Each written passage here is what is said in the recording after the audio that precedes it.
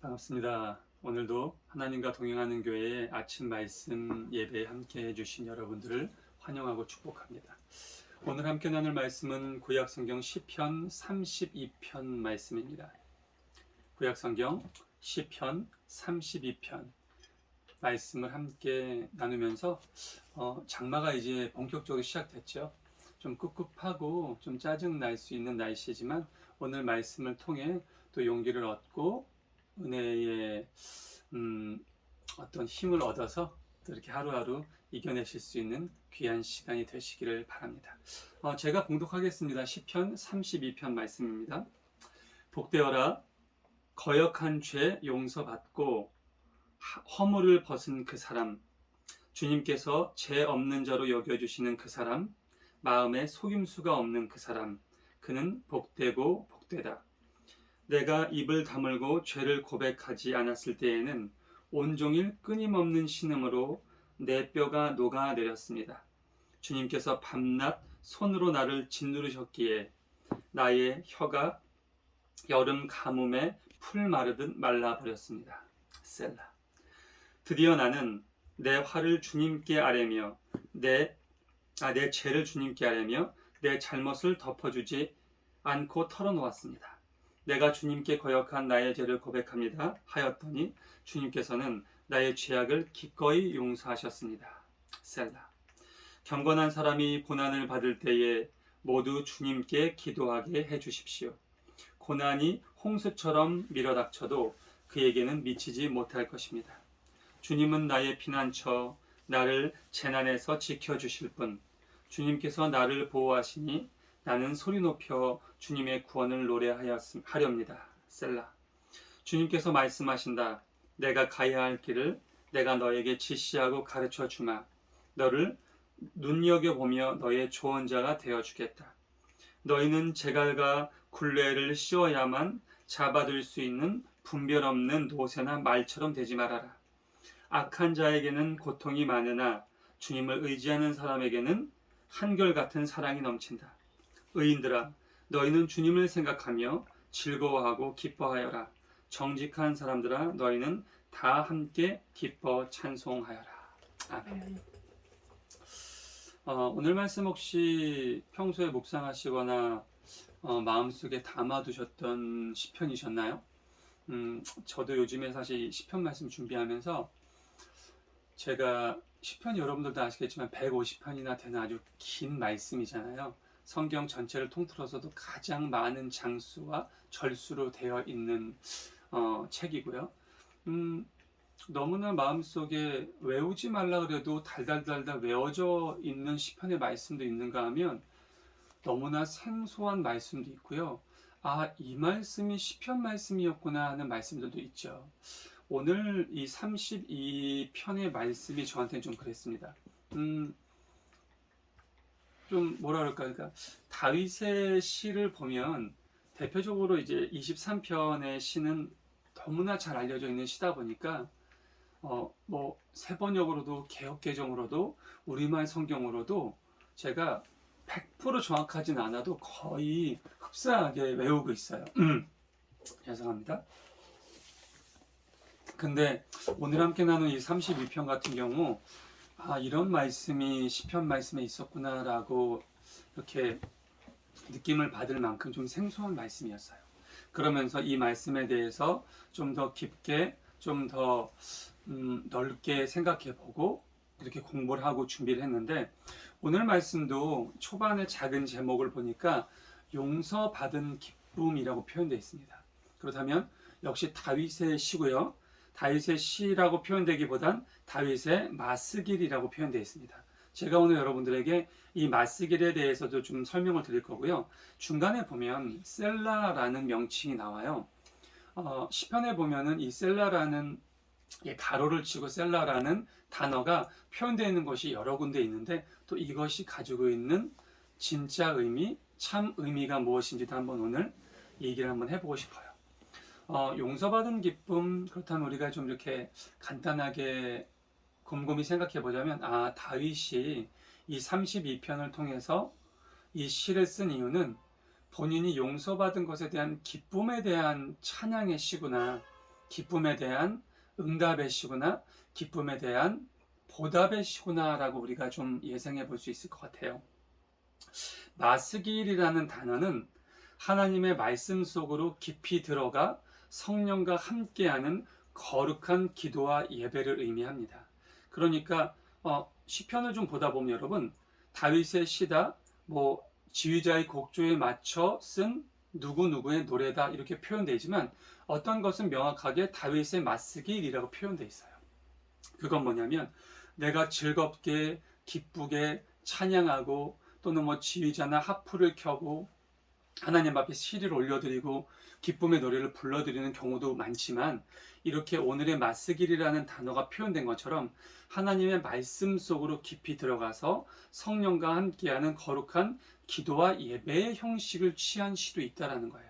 그렇다면 오늘 이 32편 이 시는 기뻐 막 뛰고 즐겁게 춤추고 막 풍악을 울리면서 찬양하는 시라기보다는 나와 하나님과의 일대일의 관계 속에서 뭐 요즘으로 치면 제가 이 골방에 들어와서 은은하게 찬양을 틀어놓고 또는 저는 드라마 성경을 주로 많이 듣거든요. 좀 기도가 좀 막히거나 또는 하나님 앞에 뭔가 좀 깊은 기도 또 더 오랜 시간을 갖고 하나님과 소통하고 싶을 때는 제가 음악보다는 드라마, 그러니까 바이블 성경을 좀 조금 크게 볼륨을 틀어놓고 그 말씀을 들으면서 하나님과의 관계 속으로 들어가려고 노력을 많이 해요. 좀 그런 생각이 들었어요. 그렇다면 마박도사의 마스길이라는 것은 이 저희 방송반, 저희 이 서재, 저희 이 기도방에서 제가 하나님의 말씀을 틀어놓고 하나님과의 깊은 대화의 속으로 들어가려는 저의 행동, 그럼 저는 원하지요. 이 방에 성령의 임재하심이 가득하기를, 하나님의 말씀 속으로 제가 더욱더 빠져들기를, 그래서 그 시간이 그 어떤 시간보다 거룩한 기도와 예배의 시간이 되기를, 바로 저도 모르게 제가 이 마스길의 예배와 어떤 행동을 하고 있었다라는 생각을 하면서 다윗의 마스길, 예전에는 이제 그걸 읽으면서 그냥 이렇게 넘겨버렸었는데 오늘 말씀을 준비하면서 그 단어의 참 의미를 알게 되니까 이 시를 다시 한번 새롭게 다시 한번 읽을 때는 좀 더 마음속에 더 담아둘 수 있게 되더라고요. 오늘 시를 보면 첫 장에 다윗이 바로 기쁨을 표출해요. 어떻게 표출합니까, 여러분? 복되어라, 복되다는 단어로 표현을 하고 있어요. 시편을 시작하는 1편에 보면 역시 복에 대한 이야기가 나와요. 복 있는 사람은 이러한 사람이다. 복 있는 자는 이러한 사람이다. 역시 복되다는 이야기로 다윗이 오늘 시편 32편에 운을 뗍니다. 근데 어떤 사람이 복되냐? 뭐라고 나와요, 여러분? 그 다음에 거역한 죄. 그러니까 거역을 했었던 거예요. 모르겠어요. 이게 본인을 자책하는 본인의 어떤 회개에 대한 하나님 앞에 감사의 시일 수도 있겠지만 동시에 혹여 네가 지금 하나님의 길을 어긋나게 살아가고 있고 하나님의 말씀을 거역한 삶을 살아가고 있다면 회개해라, 돌아서라. 그러면 네가 거역한 그 모든 죄악들을 다 용서받고 허물을 벗게 될 거다. 바로 그 사람을 의미하는 거거든요. 복되어라, 거역한 죄 다 용서받고, 그쵸? 허물을 벗은 그 사람. 본인일 수도 있고 우리일 수도 있습니다. 또 계속해서 이어져요. 주님께서 죄 없는 자로 여겨주신대요. 그 사람을요. 죄가 가득했어요. 왜? 하나님의 말씀을 거역하며 살았으니까요. 다윗은 글쎄 우리가 성경 말씀을 통해서 어떤 부분에서 하나님의 말씀을 거역했을까요? 우리아를 죽이고 밧세바를 취한 사건, 정말 아주 큰 사건이죠. 뭐 그 사건 외에도 사실은 뭐 다윗이 보면 여러분 상당히 그 부인이 많아요. 생각보다. 뭐 혹자는 다윗이 뭐 이렇게 좀 여인들을 너무 좋아했다 뭐 이런 이야기들도 있어요. 그러다 보니까 그 어떤 유전적인 부분이 아들인 솔로몬에게 간 것이 아니냐라는 뭐 이런 좀 우스개 같은 얘기도 하지만 뭐 저는 그 부분이 전혀 관계가 없다고 생각하진 않아요. 다만 그런 부분들이 조금 존재할 수 있을 거라 생각하고 다만 다윗은 정통했죠. 그러니까 밧세바만 빼고 다른 부인들은 뭐 남편이 죽거나 아니면은 처녀 총각일 때거나 이럴 때에 자신이 왕으로서 그때 당시에 규례와 법도와 율례를 지켜서 아내를 맞아들였죠. 단순하게 단지 밧세바 사건을 빼고요. 대신 그 사건이 너무나 컸죠. 하나님을 위해서 적들과 싸우는 그 용사를 죽였고 그것을 가엾게 여기지 않고 그 아내를 취했으니까 말이죠. 그런 부분일까요? 뭐 여러 가지 형태 속에서 다윗이 스스로 내가 하나님을 거역했었을 그때 너무나 힘들고 어렵고 나의 정말 모든 것이 다 메말라 버리는 그 심정을 또 그 다음 구절 속에서 토로하고 있거든요. 사실 그래요, 여러분. 하나님과의 관계 속에서 정말 목마름을 해결하고 배고픔을 채워주고 우리의 모든 것에 희망을 얻고 살아가는 사람은 하나님과의 관계가 무너지는 순간 하나님의 관계가 왜 무너질까요? 바로 오늘 다윗의 시에처럼 우리가 하나님을 거역할 때거든요. 하나님은 결코 우리를 잊지 않으세요. 우리를 놓지 않으세요. 우리가 하나님의 손을 놓지 않는 이상 하나님은 절대로 우리를 떠나시는 분이 아니시거든요. 하나님과 우리의 관계가 단절되는 건 역시 죄지만 그 죄의 시작이 바로 거역함에 있다라고 오늘 다윗 임금은 이야기하고 있어요.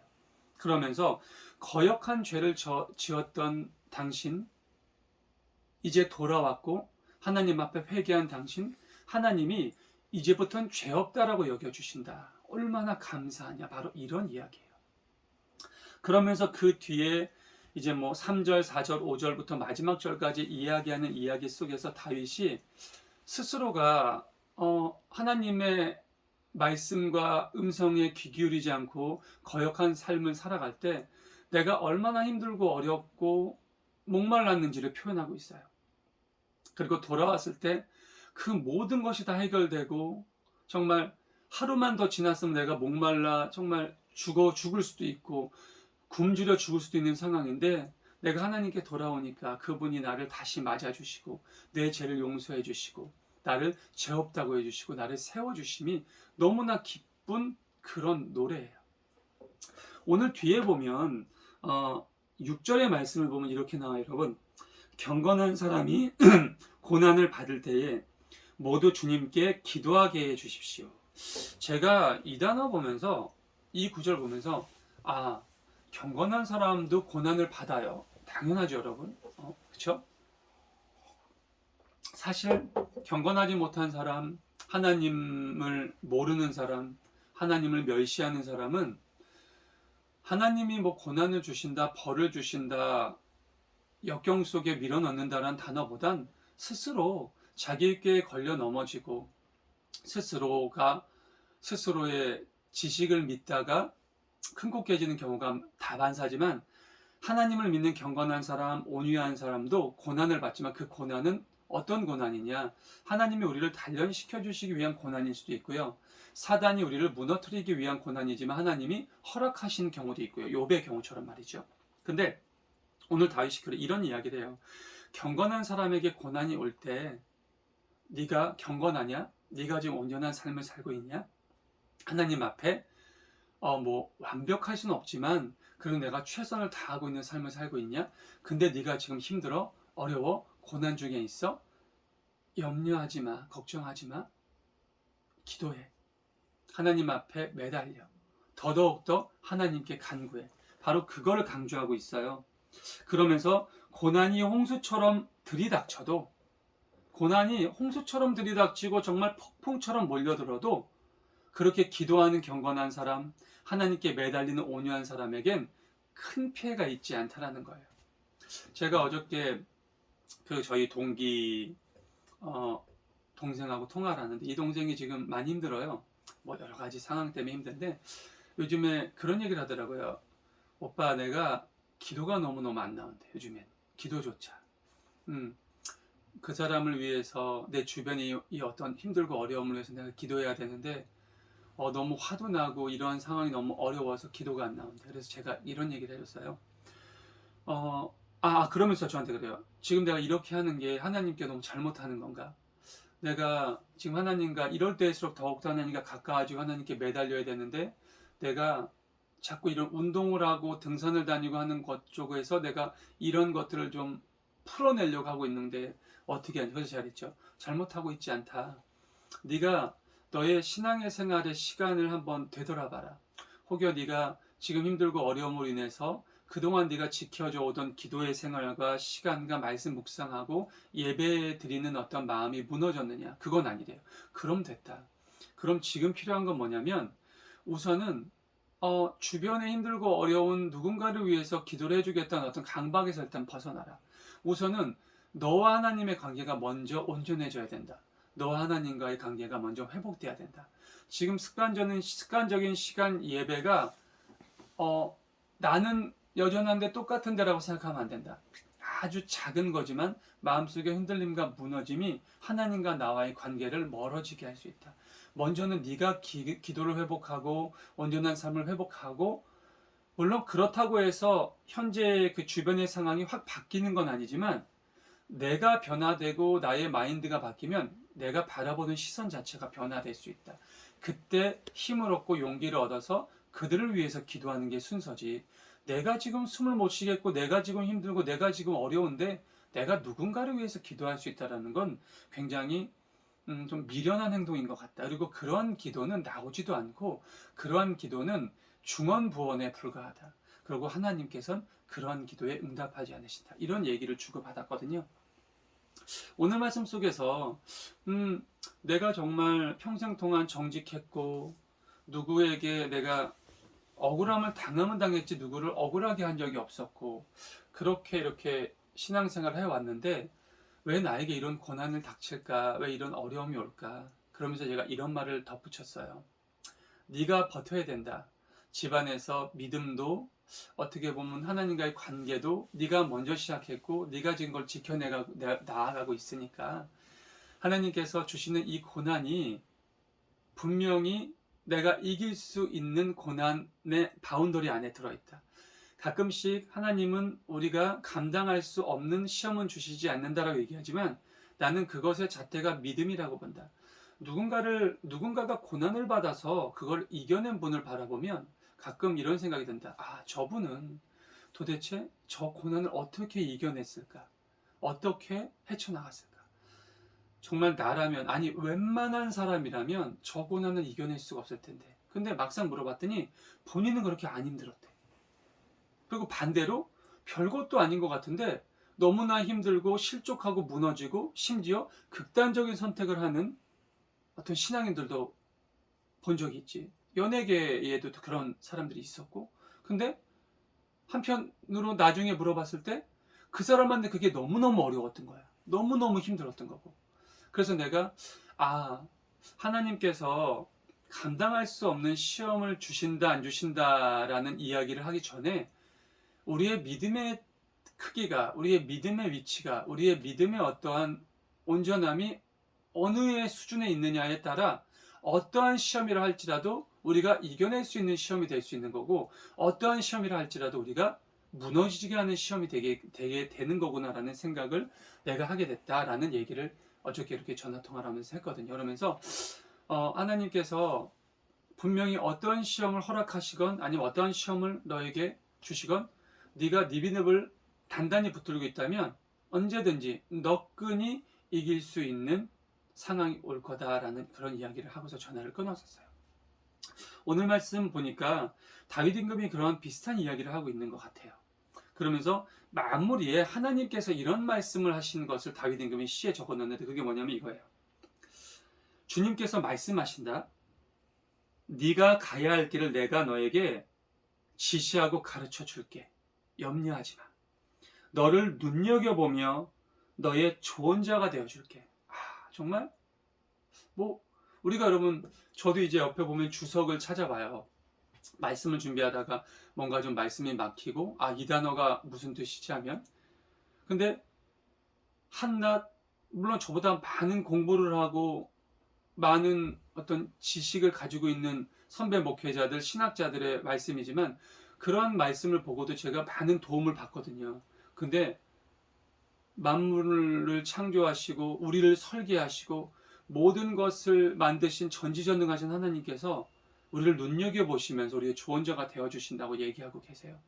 그러면서 동시에 또 이렇게 경고하세요. 너희는 제갈과 굴레를 씌워야만 잡아들 수 있는 분별 없는 노새나 말처럼 되지 말래요. 그러니까 하나님께서 바라보셨을 때 거역하는 사람, 어리석은 사람, 그렇죠? 악인들이 그렇다라는 거예요. 근데 언제나 제가 말씀드려요. 성경의 기준은 여러분 하나님을 모르는 사람이 아니에요. 하나님을 믿고 하나님을 알고 하나님의 자녀다, 제자다, 종이다라고 스스로 판단하는 사람. 내가 그렇게 하나님을 따르는 사람이 대상이거든요. 그러니까 제발 너희들 내가 너희에게 재갈을 물리게 하지 마.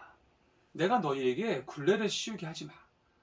나는 너희들과 정말 평화롭게 소통하고 너희들을 눈여겨보고 너희들이 아플 때 어미가 자식한테 그런 것처럼 감싸주고 너희들과 친구 같은 관계가 되고 싶어. 근데 내가 너희들이 나를 거역하고 죽음의 문턱으로 내려갔는데 내가 너희들을 어떻게 그냥 보고만 있니? 어떻게 해서든 내가 채찍을 들어서 매를 들어서 재갈을 벌려서 굴레를 씌워서라도 내가 너희들을 그렇게 어떻게 해? 그렇게까지 내가 너희들을 잡아둘 거야. 근데 나도 그러고 싶진 않아. 그러니까 제발 그러지 마. 이 말씀을 하시는 거예요. 그러면서 마지막 절에 이런 얘기가 나와요. 여러분, 의인들아, 의인들아 라고 하나님이 부르세요. 참 하나님께서 의인들아 라고 부르세요.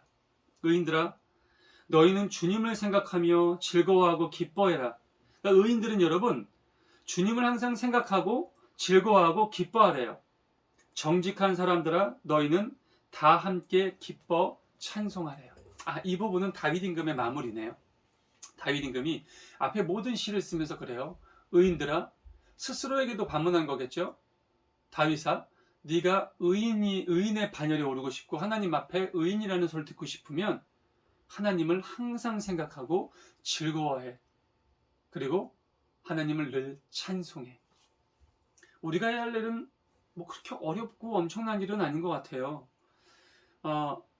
하나님을 생각하는 마음을 놓치지 않는 어떤 노력, 그리고 늘 즐거워하는 마음, 그리고 하나님 앞에 기뻐하면서 그분의 영광과 그분의 함께하심과 그분의 보호하심과 그분이 우리를 향한 이 사랑을 찬양하는 것, 바로 그게 아닐까라고 생각합니다. 사랑하는 성도 여러분, 말씀을 마무리하죠. 오늘 셀라라는 단어가 있습니다. 제가 이 단어를 마지막에 설명해 드리는 건 뭐냐면요, 가로를 치고 셀라라고 나와 있어요. 셀라는 멈추어서 묵상하라라는 뜻이에요. 그래서 오늘 말씀을 이렇게 보면 셀라가 몇 군데 있잖아요. 4절에 보면 셀라가 나오거든요. 1절부터 4절까지의 말씀을 읽고 바로 5절로 넘어가지 마시고 잠시 멈추어 묵상하고 생각해 보는 거예요. 1절부터 4절까지의 말씀을. 그리고 그것이 나의 마음속에 촉촉히 젖어들고 녹아들고 그 말씀이 충분히 마음속에 은혜로 다가왔다면 그 다음 5절을 넘어가는 거죠. 셀라라는 건 바로 그런 의미가 있어요. 모든 말씀이 다 그렇겠지만 특히 시편은 참 특별한 말씀이거든요. 시편은 다윗 임금의 이야기가 주류를 이루고 있지만 이름 모를 시인의 고백, 그의 어떤 감사의 찬양, 하나님을 향한 사랑의 고백들이 담겨져 있어요. 근데 그가 겪은 고난, 아픔도 함께 기록되어 있거든요. 그러면서 셀라라는 단어가 있는 시편을 찾게 되면 그것을 묵상하고 잠시 눈을 감고 또는 잠시 바깥을 바라보면서 묵상을 한번 해보세요. 이 시인이 왜 이러한 고백을 했을까? 그리고 여기에 왜 셀라가 있을까? 왜 우리에게 멈추어 묵상하는 시간을 가지려고 한 것일까? 그것은 이 맞쓰길과 저는 좀 연결된 것 같아요. 왜 우리가 하나님의 말씀 속으로 깊이 들어가는 시간이 필요하거든요. 그래야지만 성령이 우리와 함께 해주실 수 있는 시간이 필요한 거고, 그래야 내가 어디에 있건 그곳이 거룩한 기도와 예배의 시간이 되어질 수 있기 때문입니다. 오늘 하루 비가 계속 온다고 합니다. 좀 꿉꿉하고 지금 조금 이렇게 습하거든요. 짜증이 날 수도 있고 불쾌지수가 높아지는 날씨이긴 하지만 그럴 때일수록 여러분 우리가 하나님의 말씀 속에서 오늘 함께 나눈 32편의 다윗의 고백처럼 기뻐하고 즐거워하고 하나님을 찬양하는 마음이 우리들의 입술과 마음과 또 우리들의 삶의 현장 속에서 언제나 가득할 수 있기를 간절히 축원합니다. 기도하겠습니다. 하나님 감사합니다. 오늘 말씀을 통해 주님 다윗 임금이 용서받은 기쁨에 대한 자신의 진심 어린 마음을 하나님께 드리는 말씀을 묵상합니다. 거역한 죄, 그로 인해 하나님의 관계를 무너뜨린 죄. 하지만 우리가 언제든 어디서건 돌아만 온다면 하나님은 우리를 죄 없다라고 인정해 주신다고 다윗 임금은 고백합니다. 하나님 얼마나 감사합니까? 그뿐만 아니라 주님께서 우리를 늘 한결같이 눈여겨보시고 우리에게 모든 삶의 지혜를 가르쳐 주신다고 말씀하셨습니다. 얼마나 감사합니까? 의인들아 기뻐해라, 즐거워해라, 하나님을 늘 생각해라, 그리고 그분의 영광을 찬송해라. 다윗 임금이 그러한 말씀으로 이 시편을 마무리하면서 지금 이 시대를 살아가고 있는 우리에게 힘과 용기를 주는 듯해 너무나 기쁘고 감사한 말씀이었습니다. 주님 오늘 하루도 우리가 이 말씀에 힘입어 용기 있고 기쁘고 즐겁고 찬양하는 하루가 될 수 있도록 인도하여 주시고 사랑하는 우리 모든 성도들의 마음속에 힘들고 어렵고 고난의 삶이 들이닥친다 할지라도 이겨낼 수 있는 믿음을 갖출 수 있도록 인도하여 주시길 예수님 이름으로 감사하며 기도드렸습니다. 아멘.